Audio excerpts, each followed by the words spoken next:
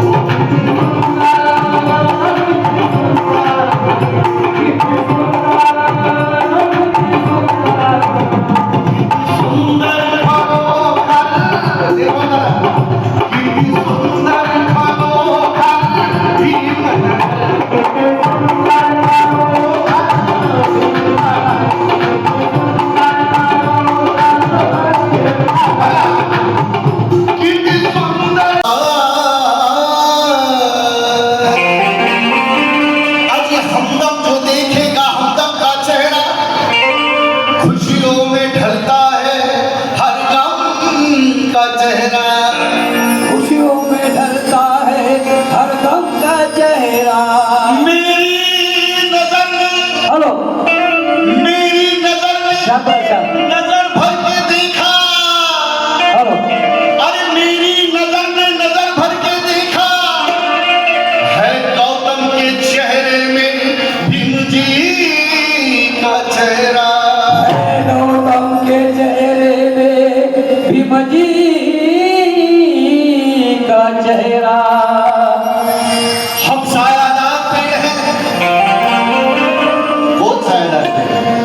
भीमराया तुझ्या या जयंतीच्या, भीमराया अरे तुझ्या या जयंतीच्या मैफिली खऱ्या सगळ्या, भीमराया तुझ्या या जयंतीच्या मैफिली खऱ्या सगळ्या का वामन श्रीधर श्रावण गोविंद नुसत्या या खुना उरल्या, या सगळ्या खुना प्रतापसिंग सुद्धा टाकी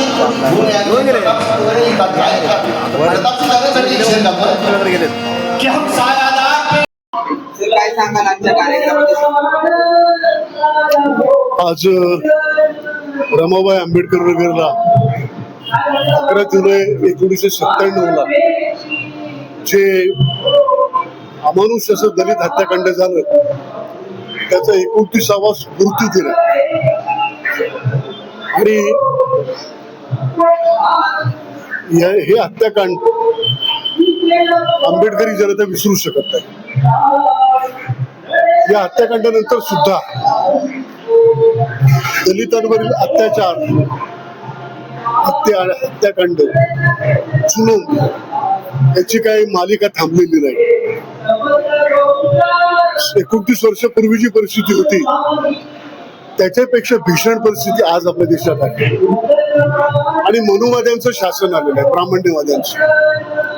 त्यामुळं ही परिस्थिती किंवा हा जो अंधार आहे हा जास्त गडद झालेला आहे।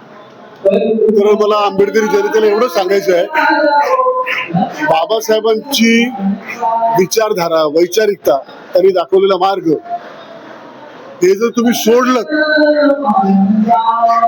तर तुम्हाला गुलाम होण्याशिवाय दुसरा पर्यायच नाही।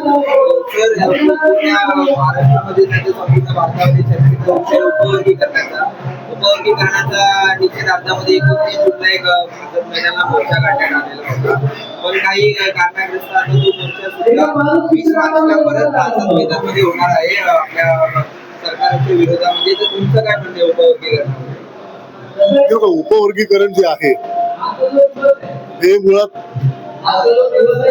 असंवैधानिकच आहे आणि या मनोवादी शासनाचा अनुसूचित जाती आणि जमातीनं दिलेलं जे आरक्षण आहे त्या संपूर्णच्या कार्यक्रमाचाच एक भाग आहे। पण उपवर्गीकरणाच्या या आंदोलनांच्या मध्ये इतकी दिशाहीनता आलेली आहे आणि इतकं जातीय ध्रुवीकरण होत चाललेलं आहे की 59 ज्या दलित जाती आहेत ते म्हणजे सगळे एकेकाच्या अस्पृश्य, आणि अस्पृश्यता हा आरक्षण देण्यामागचा सगळ्यात मोठा निकष होता. हे सगळे जाती या एकोपाने राहाव्यात म्हणून बाबासाहेबांनी शेड्यूल तयार केलं, शेड्यूल कास्टचं शेड्यूल. आणि हे आरक्षण जे मिळतं कुठल्या जातीला नाही मिळत. तर 59 जातींचं जे शेड्यूल आहे, जो वर्ग आहे अनुसूचित जातींचा, त्याला ते आरक्षण मिळत असतं.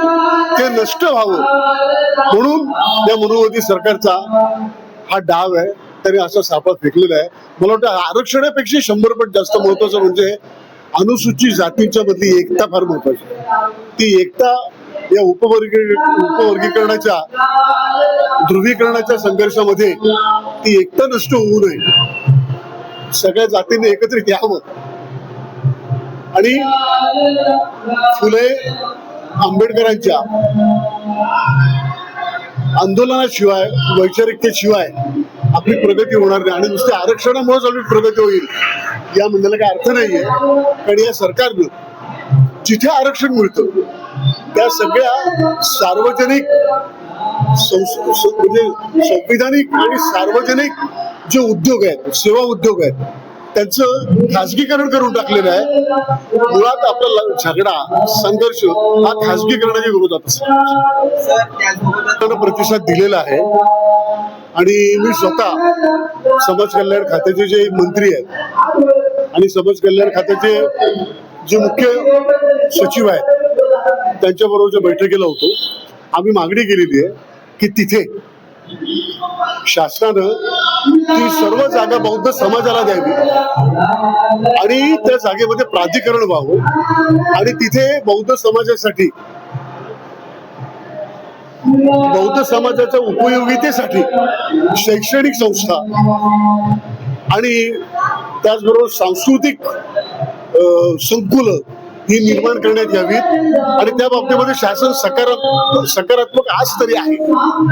आमच्या या गोष्टीला स्पष्ट विरोध आहे की कुठल्याही खाजगी ट्रस्टला ती जागा जाता कामा नये. त्या जागेवरती पहिला अधिकार बौद्ध समाजाचा.